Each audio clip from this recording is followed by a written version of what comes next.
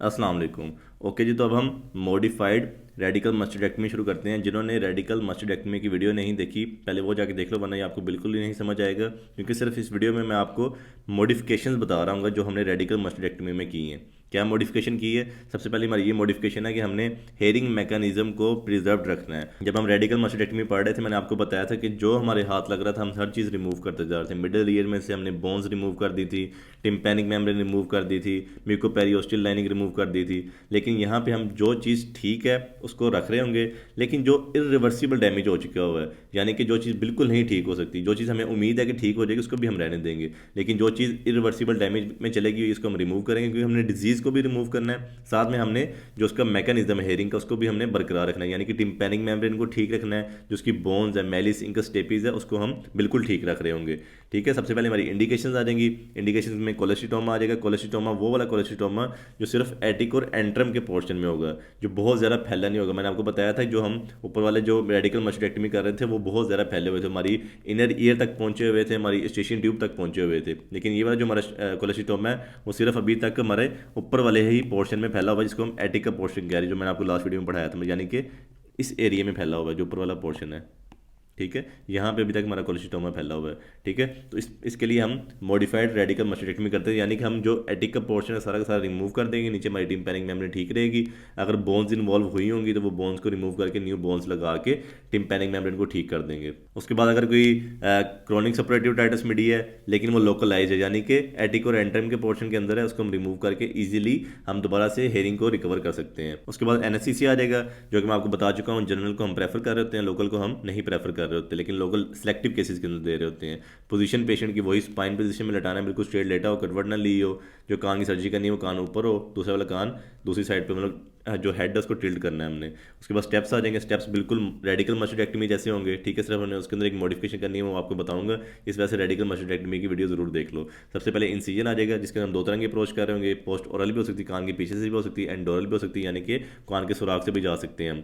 उसके बाद रिट्रैक्शन कर रहे होंगे, यानी कि हमने पहले स्किन को काटना है, स्किन के बाद मसल को काट रहे होंगे, जो हमारा टेम्पोरल मसल होगा। उसके बाद पेरियोस्टल टिश्यू आएगा, फिर उसके बाद हमारी बोन आएगी, सारी की सारी चीज़ों को काटना है, रिट्रैक्शन करनी है। ठीक है, बोन को काटा है, हम अंदर एंटर हो चुके हैं एंट्रम के अंदर, जो हमारा एडिटस एंट्रम है, जो हमारा मस्टर्ड कैविटी का है। ठीक है, तो वहाँ से हम मस्टर्ड में जाएंगे, मस्टर्ड के सारी की सारी डिजीज़ को रिमूव करेंगे। ठीक है, यानी कि उसके अंदर अगर कोई कोलेस्टिटोमा प्रेजेंट है, कोई ग्रेनुलेशन टिश्यू प्रेजेंट है, कोई अनहेल्थी म्यूकोजा है, सारी की सारी चीज़ें रिमूव करेंगे। उसके बाद अगर हमारे मिडल ईयर के अंदर कोई इंकस भी इन्वॉल्व हो चुकी है कोलेस्टिटोमा के अंदर, या हेड ऑफ मेलिस इन्वॉल्व हो चुका हुआ है, आपको मैं अब डायग्राम से समझा देता हूँ। यानी कि जो हमारा हेड ऑफ मेलिस है ये इन्वॉल्व हो चुका हुआ है, ये सारी की सारी इंकस इन्वॉल्व हो चुकी हुई है, तो तब हम इसको भी रिमूव कर देंगे। अगर नहीं इन्वॉल्व हुई या फिर हमें ये चीज़ का अंदेशा है कि हाँ ये बाद में ठीक हो जाएंगी, कि इरिवर्सिबल डैमेज नहीं हुआ, तो तब भी हम छोड़ देंगे। अगर इरिवर्सिबल डैमेज हो चुका हुआ है कि यानी कि अब कोई चारा ही नहीं है कि अब ये चीज़ बच ही नहीं सकती, तो हम ये बोन्स को भी रिमूव कर देंगे। उसके बाद वैसे ही जैसे हमने रेडिकल मस्टेक्टमी के अंदर किया था, फेशियल रिज को रिमूव कर रहे थे,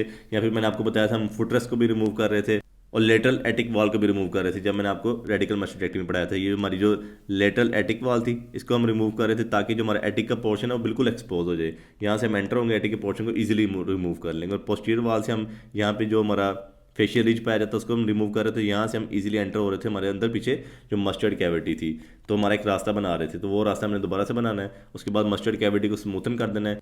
एक हमारा मेडिकल इंस्ट्रूमेंट होता है, इसको हम पॉलिश्ड बर कह रहे होते हैं। ठीक है, बर इस तरह का होता है, इस तरह आप लोगों ने अक्सर दुकानों पे देखा होगा कि जिसके अंदर ग्राइंडर पड़ा होता है। ठीक है, ग्राइंडर के आगे ना एक बर लगा होता है, एक फोमी सा स्ट्रक्चर लगा होता है, जो हम स्ट्रक्चर्स पे मार के उसको अच्छी तरह से पॉलिश कर रहे होते हैं। तो ये भी बर ऐसे ही होता है, एक छोटा सा बर होता है, उसको हम अंदर फेर देते हैं कैविटी के अंदर, जो हमारी कैविटी बनाई है, मस्टर्ड बनाई है, या फिर जो हमारी ऊपर वाला एटिक का पोर्शन रिमूव किया है। हम इरिगेशन वगैरह करेंगे, नॉर्मल सा लेंगे, अच्छी तरीके से कान को साफ करेंगे, क्योंकि अंदर बोन वगैरह तो नहीं प्रेजेंट, कोई छोटे मोटे टुकड़े वगैरह तो नहीं गिरे हुए, जो हमने सर्जरी के दौरान आपको पता सर्जरी परफॉर्म की है तो कुछ भी टूट के गिर सकता है।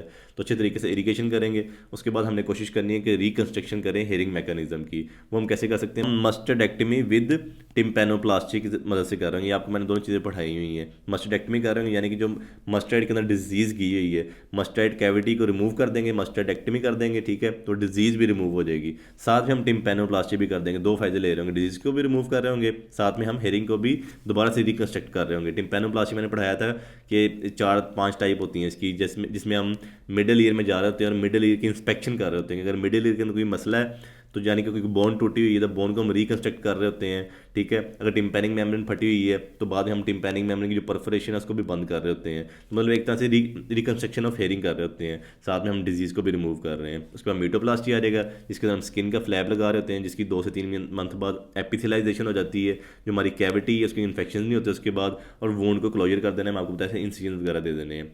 उसके बाद जो पोस्ट ऑपरेटिव केयर है, ये कॉम्प्लिकेशन है, वो बिल्कुल सेम है हमारी रेडिकल मस्टेडेक्टमी के साथ, जो लास्ट वीडियो में हम पढ़ चुके हुए हैं। That's all for the radical मस्टेडेक्टमी।